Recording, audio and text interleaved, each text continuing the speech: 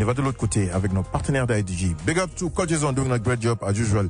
Hello, Larby. How are you? Hello, Jackie. Well, Naj, I'm doing good. Nice day today. Get a chance to actually go out and smell the roses, like they say. And of course, here in New York, you don't smell much roses. Yes. You right now, the city, as it's opening every single day. There's a lot of traffic happening out there, and which we are happy about. Both people are going back to work, which is something that is great. However, we just want to mention a couple of things tonight. And we want to talk about driver safety and the right to bargain, which is two topics are very important to drivers. The second topic covers mostly all the benefits and the rights that the driver deserve, not only in New York, but also in other states as well. And we recognize that there is, a surge of deactivated drivers, and that entails like there is something wrong or something wrong happening to the drivers. And we want to be the guide for all those who are being deactivated or terminated from a job, and that's something that is unacceptable. But again, it is driver responsibility to recognize, those behaviors from whether the company or the riders or, whatever issue that they are facing. Before I start on the conversation, I just want to introduce Jackie. Jackie is also an organizer and a fellow driver as well. So, Jackie, how you doing? How's everybody? Hey, Larby. Hey, everybody. How's everybody doing? As a driver now, it's very, very tough. Unemployment ended, so there's going to be a large surplus of drivers on the road. But, if you play it smart, I'm pretty sure you will make, you still make quite a lot of money. It's all about the techniques you learn over the years. It's all about the skills you learn, where to be, how to go from there. And this kind of job, it's very hard to do, right? Yes, you pick people up, you drop people off, but without the right technique, you're not going to be making much over, like, compared to your friend that makes a lot more. So everybody has their own techniques. So, guys, I was going to say, play around, dabble a little bit, see how you guys, play around with the techniques a little bit, see how you guys do with this. It's one thing is you got to learn about this industry. You got to learn, what changes are happening. You got to learn, like if there's any events happening or anything like that. As a driver, if you do not have any techniques, I can guarantee you're not going to make as much. And, the longer we drive, the more we're going to learn about the industry, right? So we just got to be there and just work hard and hope for the best. Back to you, Larry. Thank you, Jackie. And the question remains, why drivers choose this work? And there is many answers to that. I think the number one answer is the flexibility. But is it true that this job gives you the flexibility? That's a topic that I want to discuss, with every single driver here in New York City. Do you feel that its flexibility represents itself? And once you start working, can you stop? And I've heard many, many answers. And one of them is that I can't stop working because it's very hard to actually deal with this job. And like Jackie mentioned, you need to have the necessary skills. And we teach you that at IDG. Why we teach you that? Because drivers and workers are important to us, important to myself. That's what I fight for. I fight for the drivers. I don't fight for anything but the driver. Is Malik with us, Elash? No, he's talking to his father right now. Oh, okay. Well, I hope everything is okay on his side. But we're going to continue this conversation here, and I would like in the next week that we can have some drivers call in the show, and we want to interact with them. We want to also hear from them, and that's very important engagement. Why? Because there is many restrictions that it's happening. There is many laws that they are changing, and we want to be part of it. We want the drivers to be part of it. I'm going to pass it to you, Jackie. I want you to talk a little bit about collective bargaining and how is it important for drivers. And through collective bargaining, we're going to jump into driver safety. Go ahead, Jackie. Yeah. So, the reason why collective bargaining is important is because, listen, the whole point of collective bargaining is, it's like we're trying to keep the beauty of having, we're trying to have the beauty of being independent contractors while keeping our rights of having, there's the beauty of being independent contractors with extra stuff like for that applies to employees. And the reason why I say that is because, listen, as employees, we have the right to unionize and all that stuff. But what if we were to create another chapter, another sector of how we're being classified, right? And the reason why I say that is because, listen, if we were to create this independent contractor with collective bargaining power, what will we have? We're going to have, still the flexible freedom that we were promised in the beginning, but we will be able to negotiate the terms of what we want, what we can get for the future. Like, for example, if you want higher pay, we can negotiate the term as a union to get higher pay. If you want more protection on the job, a lot of drivers, they're being kicked off the app, and with collective bargaining, we're able to tell them, hey, we got to sit down on the table and say, why did this guy get deactivated? Why did this girl got deactivated as a driver? And, we'll be able to have a better voice, a better understanding, and a better fight for the drivers. And there's many other benefits out there, and, I'm sure Larby would, say the rest. Back to you, Larby. Right. Thank you, Jackie. And before I forget, I just want to jump into the MTA and the Central Business District tolling program. And alternatively, they are looking for other resources and coming to the drivers, of course, again, to tax the drivers and to force a toll on them. And if you, this is your first time hearing about the MTA 2 days ago, it was a hearing, and the hearing was actually to present this program, which is a tolling program. What does that mean, tolling program? That means every time you drive in or you enter, a vehicle enter Manhattan south of 68th Street, you will have to pay a toll. And that's what they call it, the CBD, stands for Central Business District. That means that's where business happens.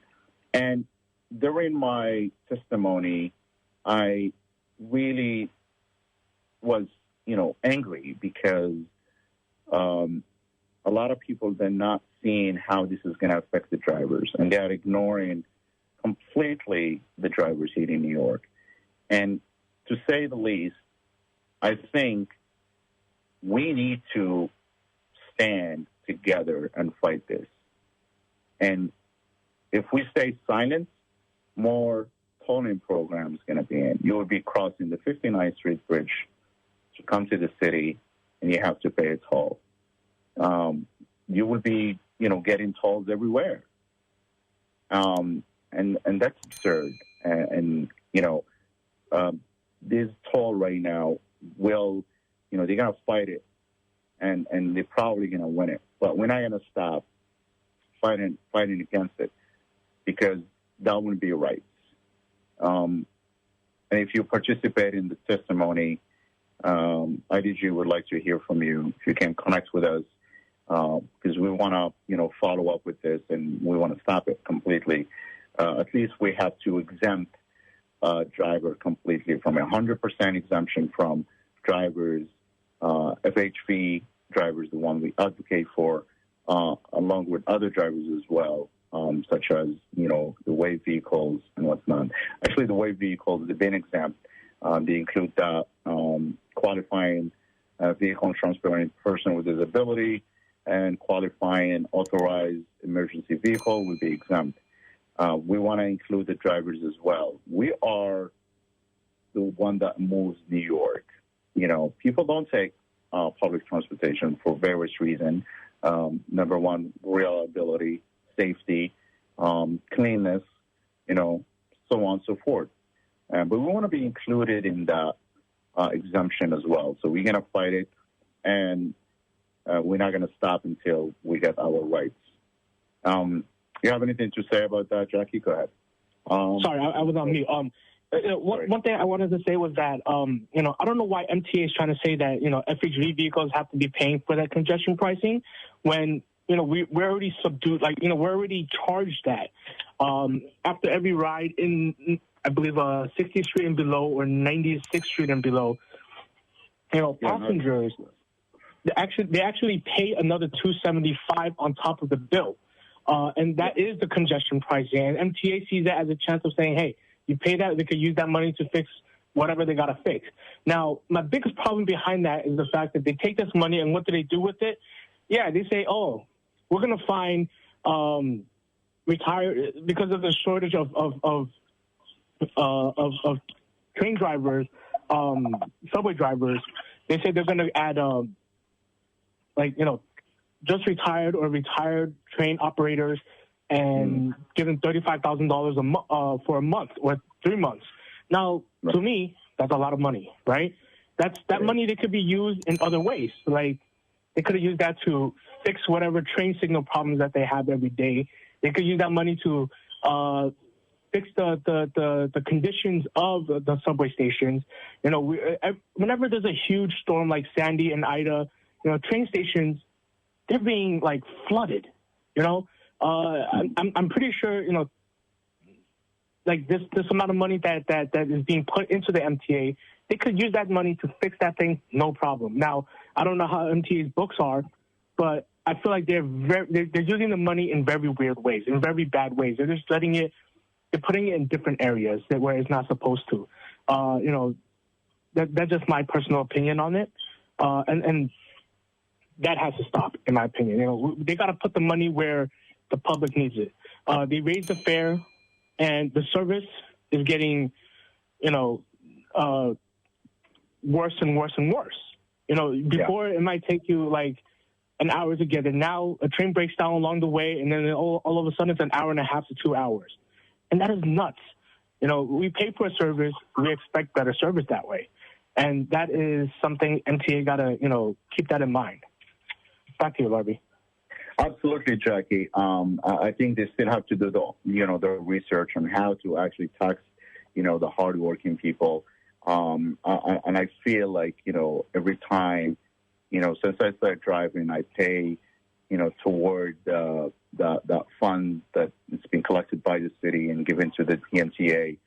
What have they done? It's none of my concerns, of course. That's an infrastructure that is over hundreds and hundreds of years ago, but it's deteriorating. Yeah, they need to fix it, but not on the back of drivers. I'm sorry. You have to, look at it alternatively.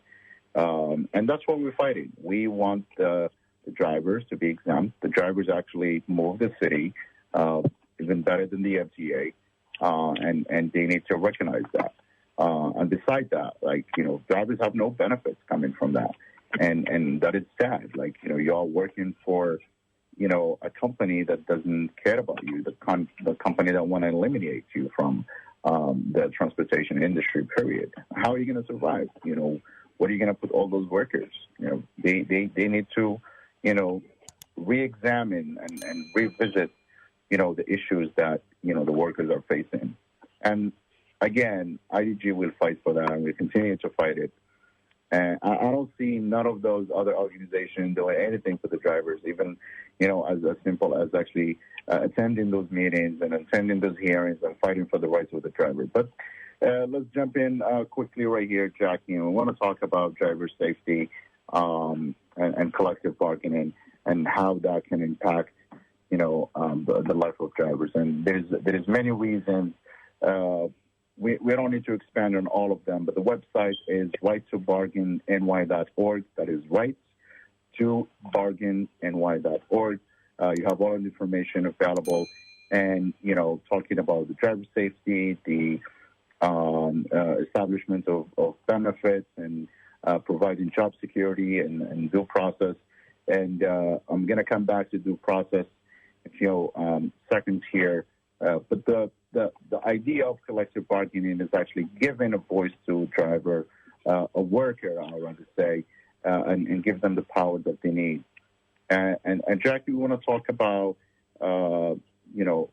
accountability from, the tech company side, because, those companies are implementing, new gimmicks that actually prevent drivers from, earning a living and a decent living, and actually having the flexibility that they're being promised. Go ahead, Jackie. So before I get there, I'm going to ask everybody a quick question, right? How much do you think big tech companies put into for automated machines, for self-driving cars? Whatever the money they put into those, it would have been a lot more helpful if they could bring back the search system, if they could raise the prices of each fare. All that money they dump into those, they could still make a profit from there.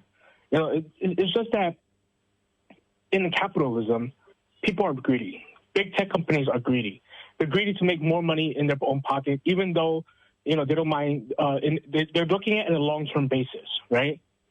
And how they see us drivers is a very short-term way. They say, hey, we can run these tech companies for a couple of years, and when we don't need them, we kick everybody off, and we switch to, automated driving for everywhere else. And yep. I'm 1,000% sure that is the goal of every tech company out there. And the reason why I say that is because, listen, that's the only way they're going to make a better income. They might say, yeah, we're going to subsidize every ride for every self-driving car out there, but what's going to happen afterwards? After all the drivers are off, they're going to say, oh, now we're going to raise the price. It's just like how Uber did it in the beginning, right? Or how the big tech companies do it in the beginning. They subsidize the rides for riders. They subsidize the rides for the drivers. They pay extra for the drivers. That way they loop the drivers in. That way they loop the riders in. They lock them in. They say, oh, now we there's a service here that is excellent. We can use it all the time, and it's very reliable. Now, what happens next, right? We're getting to a point where tech companies are saying, okay, we invested this much. Automated cars are around the corner. Now, who is there to protect the drivers? And this is where actually collective bargaining comes in. Big tech companies, deep down, why don't they want employee status? They do not want employee status because they got to pay for this, they got to pay for that, all of it, right? Yeah. What do drivers want? A lot of drivers, they came from a corporate background. A lot of drivers, they want to maintain a freedom because they have, they want to be able to talk to their family member, to spend time with their family members. They got to pick up the kids and all that stuff, right? And through that, when they do that, they're able to say, hey, I don't have a boss. I don't have someone say, you got to be at work from 9 to 5. They say you could work anytime you want. And that is what drivers want. They want to have the freedom of working when they want, where they want, without telling some guy or some girl up there, the higher ups in the corporation, say, I cannot come to work today because of this, and that, right? And that is what drivers want. Now, with collective bargaining power and independent contractor status, we'll be able to keep that freedom that we wanted. We'll be able to keep the freedom to say, hey, my kid is sick, I got to take them to see the doctor, all that stuff. And that is what drivers want, right? So this is why collective bargaining is important. And does that mean that, if we're independent contractors, do we not get any rights? No. And this is where collective bargaining comes in. we become the voice for the drivers. We help the drivers get the voice. Drivers can come to us and say, hey, this is the problem, this is the problem, this is the problem. We can address those problems and find a way to create a solution with tech companies. Yeah. And that is what we all want, right?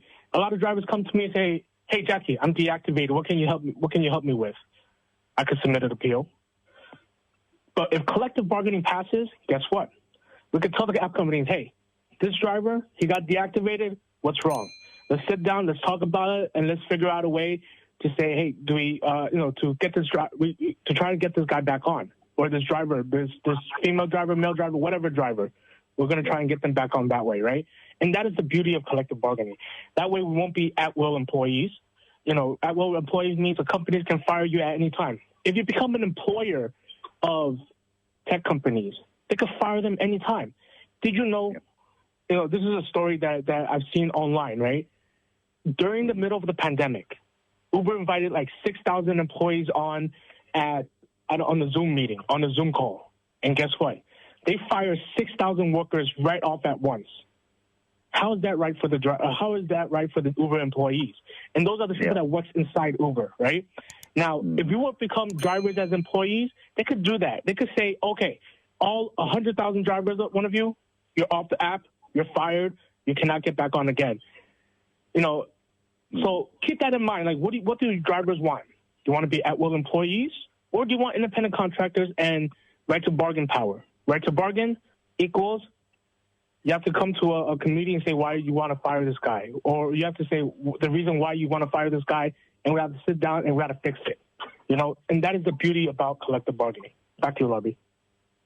Great, Jackie. All good talk, and I want to turn in this talk into action. So I'm calling all the drivers that they are hearing us join IDG, learn more about the right to bargain bill. That is something that IDG is fighting for the drivers. 24/7, I would say. That's what organizing for us is. We don't stop organizing. 10 reasons to support this bill. I'm just going to list them right here. Establishment of historic collective bargaining rights for rideshare workers, ending poverty wages for thousands of New York share workers, reforming exploitative app fees and commission structure, and we will get to the detail on the next Saturday. Providing employment insurance for New York worker for rideshare workers, and guaranteeing the schedule of flexibility for drivers. The drivers count on expanding delivery drivers' access to compensation that is part of the bill as well. Protection from discrimination.